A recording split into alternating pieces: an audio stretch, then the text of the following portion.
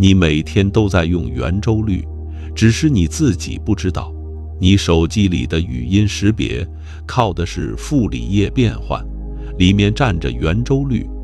你听的音乐经过自动调音处理，算法里占着圆周率。你汽车里的机油粘度测试公式里占着圆周率。甚至你随便量一条河从源头到入海口的实际长度，再量一下源头到入海口的直线距离，两个数字一除，结果大约是3.14。这块可不是玄学，这是流体力学和混沌动力学共同作用的结果，叫河流曲折率。一个从圆的定义里出生的数，跑到河流里去了，跑到声波里去了，跑到概率论里去了，跑到量子力学里去了。你说这只是一个巧合？有意思的是，数学家们也不确定。但真正让人脊背发凉的，不是圆周率无处不在，而是它小数点后面的那些数字，3.1415926，你背多少位，它就有多少位，永远不重复，永远不终止。目前已算到超过200万亿位，没有任何循环模式。每个数字从0到9出现的频率几乎完全相等，任何数字组合都能在里面找到。你的生日在里面，你的手机号在里面，你的银行卡密码在里面。如果把数字编码成文字，莎士比亚的全部作品在里面，你这一生说过的话在里面，你将来要说的话也在里面。条件是圆周率是一个正常数。什么是正常常数？简单说，就是一个数的小数展开里，每个数字出现的概率均等，0到9各占1/10，任意两个数字组合各占1%，以此类推。如果圆周率满足这个条件，它就包含了所有可能的有限数字序列。这意味着所有的信息，过去的、未来的、真实的、虚构的，全部藏在圆周率的小数点后面。有人管这叫宇宙数，但这里有个天大的问题，没有人能证明圆周率是正常常数。2024年已经算到了200万亿位以上，统计检验全部通过，每个数字分布完美均匀。但统计检验不是数学证明，数学证明要求对无穷有效，而200万亿再大也不是无穷。就像你看到1万只天鹅都是白的，你也不能证明所有天鹅都是白的。也许第100万亿01位之后，数字5就再也不出现了呢？数学上不允许排除这种可能，这才是圆周率真正的恐怖之处。它可能是宇宙的密码本，也可能只是一块普通的数学石头，而人类追逐答案的过程已经持续了4000年。这场围捕战从公元前的巴比伦开始，最早的人类对圆周率的认识粗糙得让人想笑。古巴比伦人在公元前1900年的石匾上刻下了一个值，25除以8等于3.125。古埃及人稍好一点儿，莱茵德纸草书上记的是16除以9的平方，约等于3.1605。古印度百道梵书给出的值是339除以108，约3.139。圣经旧约里更干脆，直接写了3。你看看，人类文明起步阶段对圆周率的理解，基本上就是差不多3多一点。这帮人造房子、修水渠也够用了，毕竟你不需要小数点后7位来砌墙。第一个认真对待这个问题的人是阿基米德，公元前287年生于叙拉古，公元前212年死。死的方式你肯定听过，罗马士兵攻进城里，他正在沙地上画圆，士兵踩了他的圆，他说别踩坏我的圆，然后被一箭捅死。一个数学家最后的遗言是关于一个几何图形，你说这人疯不疯？但就是这个疯子发明了人类历史上第一个系统计算圆周率的方法。他的思路说起来简单，做起来吓人。在圆里面画一个正多边形，再在圆外面画一个正多边形，里面的周长比圆周短，外面的周长比圆周长，圆周率就被夹在中间。多边形边数越多，夹得越紧。他从正六边形开始，倍增边数，12边形、24边形、48边形、96边形，每翻一倍都要用勾股定理，算新的边长全靠手算，没有计算器，没有三角函数表。最后他得出圆周率大于223除以71，约3.1408，小于22除以7，约3.1429。两个分数一夹，圆周率的真值就跑不掉了。这个方法在欧洲被用了将近1900年。1900年，你想想，从公元前2世纪到公元17世纪，全欧洲想算圆周率的人都得用阿基米德这一套，没人能想出更好的办法。说真的，阿基米德差点就把微积分发明出来了。他的穷解法本质上就是极限思想的雏形，只差临门一脚，这一脚踢了1900年才有人踢出去。阿基米德之后，罗马人托勒密在公元150年前后算出了377除以120，约3.14167，稍微精确了一点。但说实话，罗马帝国在数学上基本就是个荒漠，他们忙着修路打仗，对纯数学没什么兴趣。真正的突破发生在东方，中国这边，周笔算经大约公元前2世纪记载的圆周率是径1，而周3就是3。东汉张衡算出根号10，约3.162，比巴比伦强不了多少。但到了三国魏晋时期，出了一个人叫刘辉。刘辉约生于公元225年，卒于295年。他在公元263年给9章算术作注的时候，提出了割圆术。割圆术的核心思想，刘辉自己说得很漂亮：割之弥细，所失弥少，割之又割，以至于不可割，则与圆周合体而无所失矣。翻译成白话就是，割得越细，误差越小，割到不能再割，就和圆周合为一体了。这话什么意思？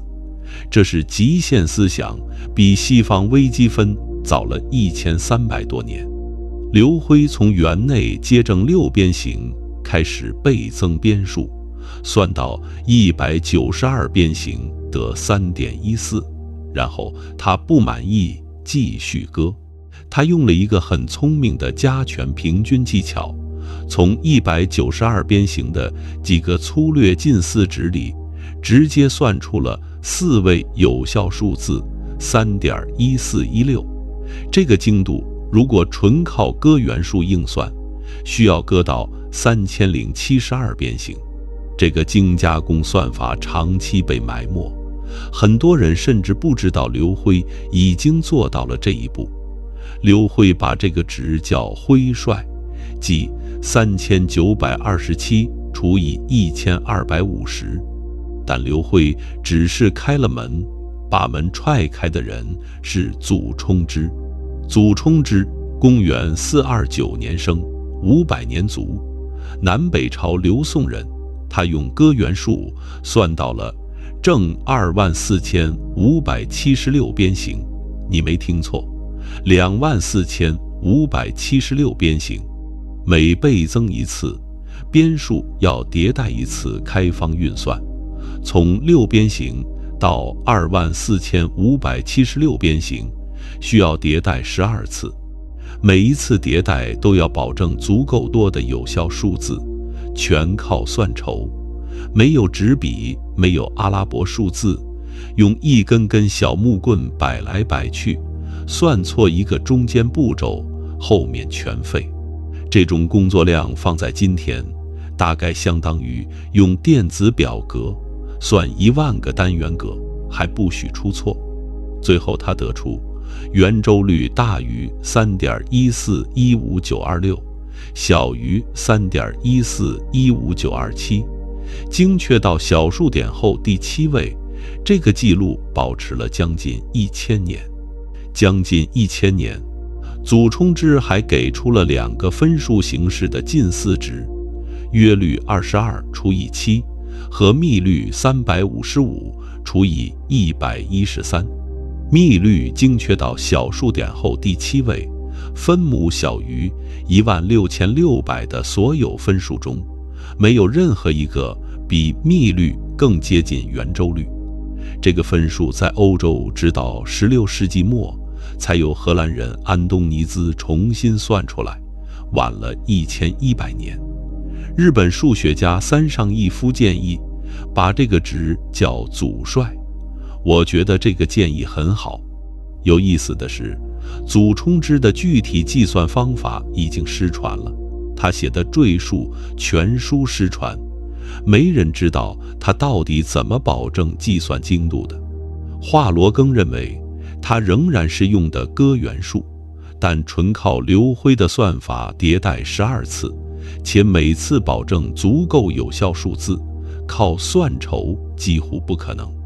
所以专家推测他改进了估值区间，或者发明了某种加速算法，但具体是什么永远没人知道了。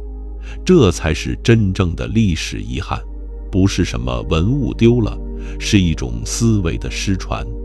1967年，国际天文联合会在月球上命名了一座祖冲之环形山，还把第1888号小行星命名为祖冲之星。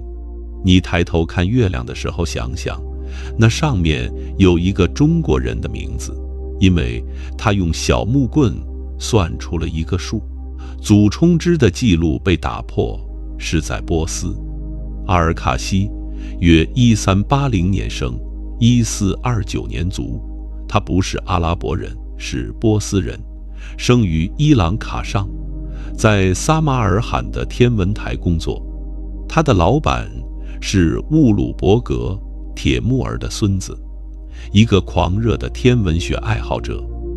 乌鲁伯格对卡西的评价是世界上最优秀的学者之一，可以解决最困难的问题。事实证明，这话不夸张。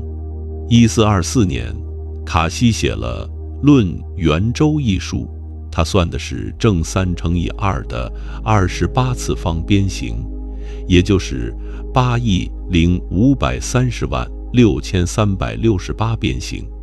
内接和外切同时算，取算数平均，最后得出圆周率等于 3.14159265358979325，17位有效数字，打破了祖冲之保持了近1000年的记录。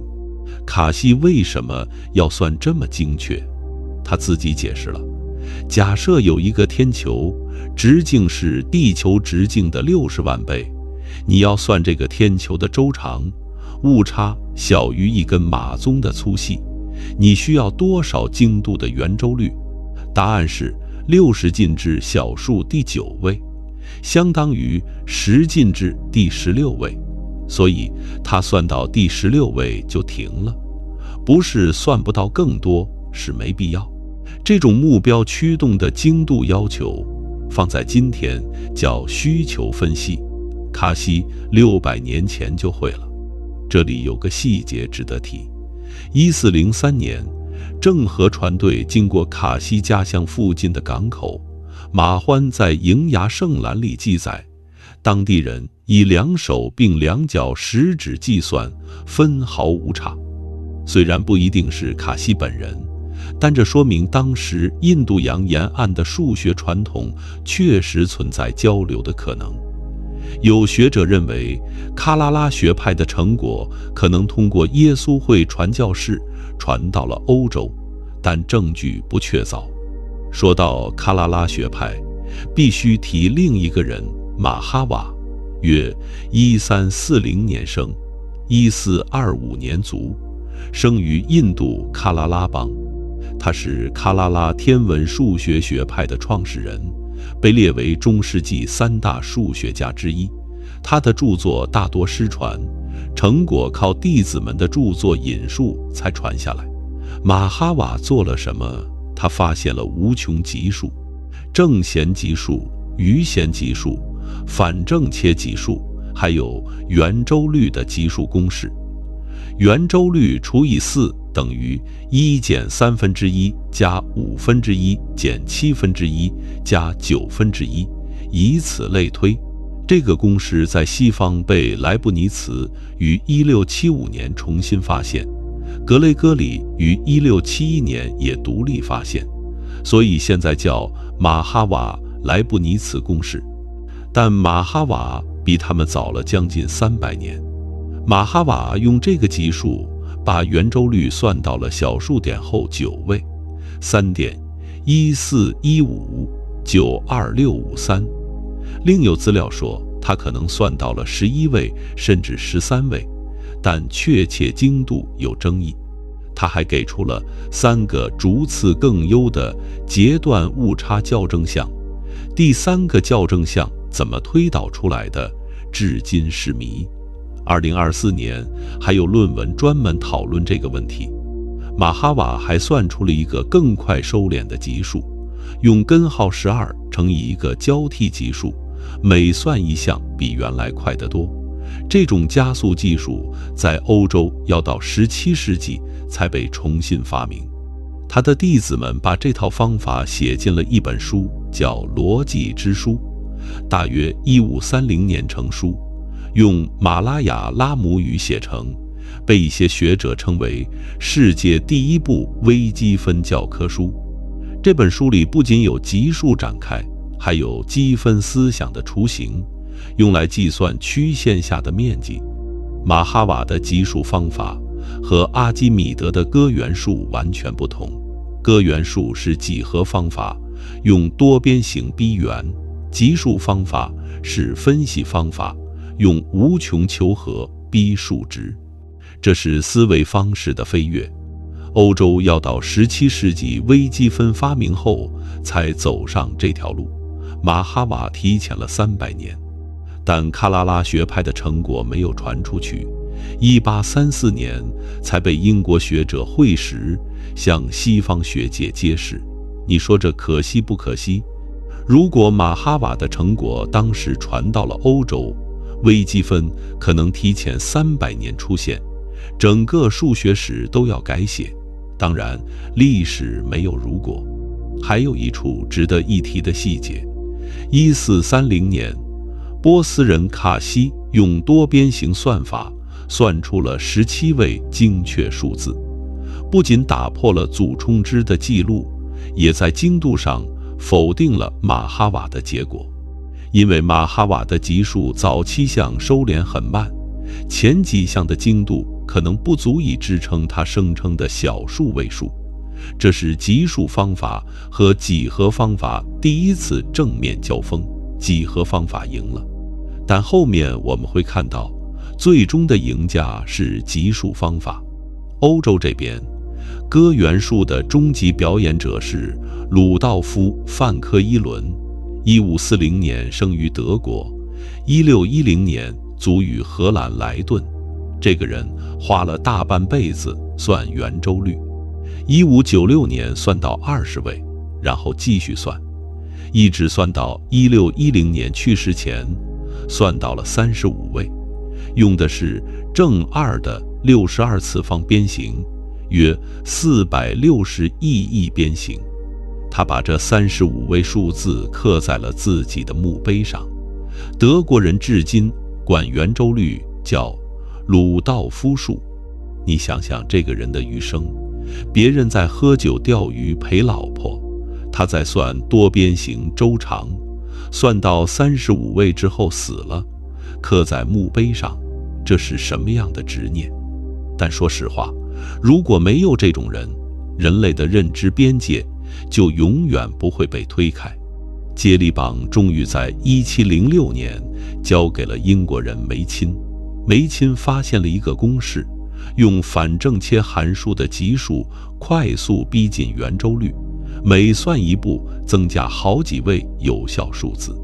他用这个公式把圆周率算到了小数点后100位，100位。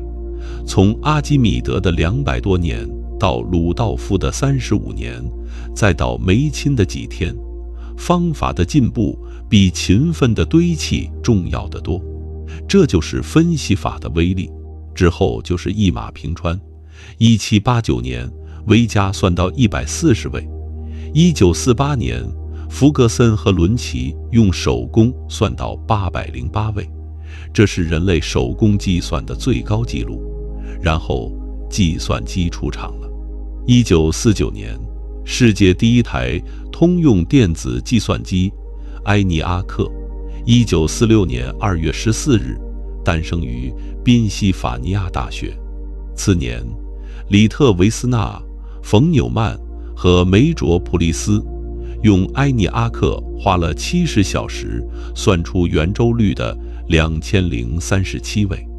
5年后，国际商用机器公司的诺克计算机13分钟算出3089位，70小时变13分钟，这就是机器。再往后数字就疯了。1973年突破100万位，1987年突破1亿位，2002年突破1万亿位，2024年7月已经算到了超过200万亿位。用的是楚德诺夫斯基算法，一对俄罗斯裔美国兄弟设计的公式，每算一步增加14位有效数字。但你知道最讽刺的是什么吗？把人类送上火星只需要16位圆周率。美国航天局喷气推进实验室最高精度的航天导航用的是15位小数。如果你要测量整个可观测宇宙的周长920亿光年，误差小于一个氢原子的直径，你只需要40位，40位就够了。人类算了200万亿位，前面40位有用，后面那199万9999亿9999万9960位纯粹是好奇心。但好奇心这个东西恰恰是人和其他动物的区别。你问任何一个数学家为什么要算这么多位，他会告诉你，因为算不到就要算，这是人类的毛病，也是人类的本事。这种毛病和本事已经持续了4000年，而且还会继续下去。有意思的是，圆周率的第100万位是5，曾经有人打赌猜测这个数字，后来电脑验证了，确实是5。费曼有个更出名的玩笑，他说他要背圆周率到第762位，然后说999999，因为从第762位起连续出现了6个9，这就是著名的费曼点。当然，背到第762位，然后说后面全是9，这是搞笑，因为后面不是。但这个巧合确实让人会心一笑。对真正随机的序列来说，前762位内出现特定6位串的概率只有约0.08%。还有一个更极端的例子，0到9的完整顺序排列，1、2、3、4、5、6、7、8、9、0，第一次出现是在大约174亿位之后。你说这得多有耐心才能找到？维卜站讲到这里，人类从差不多3算到了200万亿位。但这场维卜的本质不是算得更精确，而是想搞清楚一个根本问题：圆周率的数字到底有没有规律？如果有，规律是什么？如果没有，为什么没有？这个问题把数学家们逼到了一个他们最不愿意面对的地方。你随便问一个人，圆周率跟什么有关，他一定说圆。圆的周长除以直径，小学生都知道。但如果你去问一个统计学家，他会告诉你，正态分布的公式里站着圆周率，概率密度函数，那个中型曲线里面有个根号2成圆周率的项。你说这跟圆有什么关系？关系是这样的：正态分布的归一化条件要求概率密度函数的积分等于1，而这个积分等于1的前提是高斯积分等于根号圆周率。高斯积分是什么？是对负的某变量平方从负无穷到正无穷的积分。这个变量的平方加另一个变量的平方是什么？是圆的方程。所以圆周率藏在正态分布里，不是因为统计学家喜欢圆，而是因为积分的几何本质是算面积，而这个特定的积分碰到了圆。你再去问一个量子物理学家，他会告诉你，海森堡不确定性原理的公式里站着圆周率，位置和动量的不确定量乘积大于等于约化普朗克常数除以2，约化普朗克常数等于普朗克常数除以2乘圆周率。为什么有个圆周率？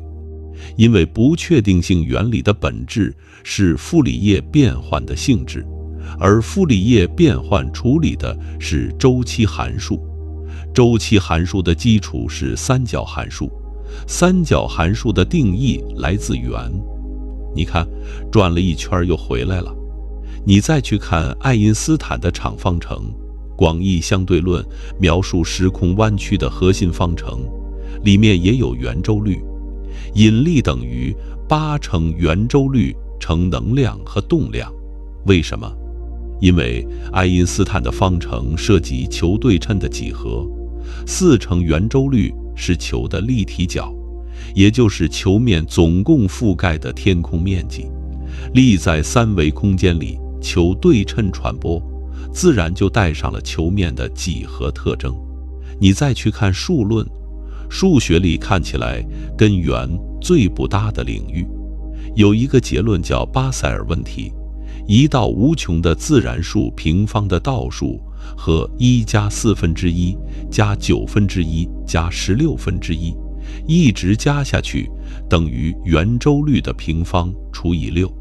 这个结果1735年由欧拉证明，震惊了整个数学界。为什么自然数的倒数和会跟圆周率有关？因为欧拉的证明用到了正弦函数的无穷乘积展开。正弦函数是什么？圆的纵坐标。你说气不气人？数论里都能碰到圆。还有一个更诡异的结论：随便取2个正整数，它们互质的概率，也就是没有大于1的公约数的概率，等于6除以圆周率的平方，约60.8%。为什么？因为质数在自然数中的分布跟圆周率有关系，而这个关系的证明要用到黎曼泽塔函数。泽塔函数在2处的值就是圆周率平方除以6。你发现没有？这些看似毫无关联的数学领域，全被圆周率串起来了。物理里还有一个特别漂亮的例子，想象2个滑块在无摩擦的表面上运动，一个轻，一个重，重的那个靠墙，轻的撞过来，重的弹回去，再撞墙，再来，如此反复。你数碰撞次数，如果两个滑块的质量比是1比100，碰撞次数是31，质量比1比10000，碰撞次数是314，质量比1比100万，碰撞次数是3141，质量比1比100的相应次方，碰撞次数就是圆周率的前若干位数字。没有圆，没有三角函数，就两个方块撞来撞去，碰撞次数编码了圆周率。这个结论是俄罗斯数学家加尔佩林2003年发表的。你说这不是魔术是什么？圆周率还藏在一些你完全想不到的地方。柯西分布，一个在物理学和光谱学中常用的概率分布，它的概率密度函数里有圆周率。学生分布，统计学里做假设检验最常用的分布，公式里也有圆周率。冯米塞斯分布，专门处理圆形数据的统计工具，名字里就带着圆。甚至单位正方形里随机取两个点，它们之间期望距离的公式里也占着圆周率。你说这是不是有点过分了？一个从圆的定义里出生的数，凭什么跑到这些跟圆八竿子打不着的地方去？答案其实很简单，只要一个数学问题涉及周期性、震荡或者求对称性，圆周率就会自动出现。因为这些东西的数学本质都回到了三角函数，而三角函数的定义来自圆。你在任何一个方向上走了足够远，都会撞回圆周率这个原点。法国数学家布冯在1733年提出了一个更经典的问题：在地板上画等距平行线，随机投针，针压线的概率是多少？如果针长等于线距，概率是2除以圆周率，约0.6366。反过来，你知道了命中次数和投针总次数，就能反推圆周率。这被视为蒙特卡洛模拟方法的起源，用随机性来估计确定性量。1901年，意大利人拉扎里尼宣称投了3408次针，得到了3.1415929，精确到6位小数，恰好等于355除以113。但学界普遍认为他造假了，他选了特定的针长比例，选了特定的投针次数，恰好是213的整数倍，数据贴合得太完美了，统计上几乎不可能。荷兰科学记者范马嫩认为，这篇文章本就不是严肃实验，他描述的装置物理上根本无法工作。但布冯投针的理论意义是实打实的，他建立了几何概率的基础，启发了贝叶斯推断和蒙特卡洛方法。误差按根号投针次数1/1收缩，每多一位小数需要约100的相应次方次投掷。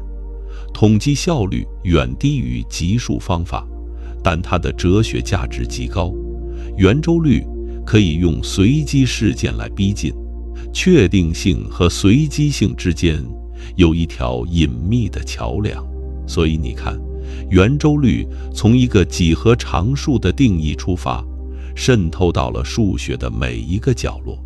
概率论里有它，数论里有它，傅里叶分析里有它，量子力学里有它，广义相对论里有它，流体力学里有它，连两条河的弯曲程度都跟它有关。物理学家维格纳有一篇著名的文章，叫《数学在自然科学中不合理的有效性》，说的就是这种现象。为什么宇宙的规律恰好能用数学描述？为什么一个从圆的定义里出生的数能到处出现？这个问题没有答案，但它暗示了一件事：圆周率可能不是人类发明的工具，而是宇宙自身的结构。但结构不等于密码。圆周率到处出现，不代表它藏着宇宙的秘密。要搞清楚它到底是不是宇宙数，你得看它的数字本身。1933年，剑桥大学本科生大卫·钱珀·瑙恩发表了一篇论文，构造了数学史上第一个被证明的正常数。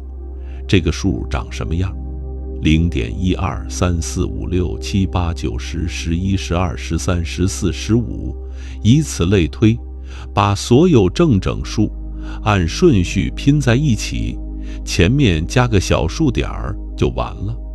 0.12345678910111213141516，这个数叫钱珀瑙恩常数。钱珀瑙恩证明了它在十进制下是正常的，每个数字组合出现的频率都符合均匀分布。你看，构造一个正常数不难，但这是一个人造的数。真正的问题是，自然界里那些大名鼎鼎的常数，圆周率、根号2、自然对数、底数1，它们是正常数吗？答案让人很不舒服，不知道。到今天为止，没有任何人能证明圆周率是正常数，甚至没人能证明它是简单正常的，也就是每个数字出现频率1/10，甚至没人能证明它是不连贯的，也就是每个有限数字串至少出现一次。这些都是数论中最大的开放问题，但统计证据堆得像山一样高。2024年已经算到超过200万亿位，对30万亿位的统计检验表明，每个数字从0到9的出现频率几乎完美的等于1/10。彼得特鲁埃布检查了22.4万亿位，结论一样。委内瑞拉学者用分形为数分析也指向正常，但统计不等于证明。你验证了100万亿位都是均匀的，也不能排除第100万亿零1位之后数字7就再也不出现了。数学证明要求对无穷有效，而任何有限的统计检验都无法触及无穷。这里有个反直觉的点必须说清楚。很多人觉得圆周率是无限不循环小数，所以它一定包含所有数字组合。不对，你可以构造一个无限不循环的数，0.01001000110011之间0的个数递增。这个数无限且不循环，但它里面永远不会出现数字2到9，所以无限不循环绝对不等于正常。圆周率是不是正常，需要单独证明，不能从它是无理数这个事实直接推出来。如果圆周率真的是正常数，那它确实包含了所有可能的有限数字序列。你的生日在里面，你的手机号在里面，你银行卡密码在里面。如果把文字编码成数字，比如用阿斯科编码，空格是032，大写字母 A 是065，那莎士比亚的全部作品会在圆周率的某个位置出现。你这一生说过的每一句话，将来要说的每一句话都在里面。你以为你在说话，其实圆周率早就说过了。这不是玄学，这是正常数的数学推论。但这个推论有个陷阱，包含所有信息等于不包含任何信息。如果圆周率里有莎士比亚，也有郭德纲，有相对论，也有菜谱，有你的密码也有我的密码，那它就不能被称为宇宙的密码本。因为密码本的意义在于区分信号和噪音，而在圆周率里，一切都是信号，信号和噪音的界限消失了。你找到一段莎士比亚，旁边可能跟着一段乱码，也可能跟着另一段莎士比亚，你无法判断哪段是真的。1996年，3位数学家贝利、伯温和普鲁福发现了一个公式，叫贝伊皮公式。这个公式可以不计算前面的位数，直接算出圆周率在任意位置的16进制数字。以前人们觉得这是不可能的，就像你不能不看前面的书页就直接翻到第300页，但贝伊皮公式做到了，至少在2进制和16进制下做到了。这被视为圆周率数字具有独立性的证据。贝利和克兰德尔进一步提出了假设甲，如果圆周率的特定数字序列在0到1之间均匀舞动，那圆周率就是正常的。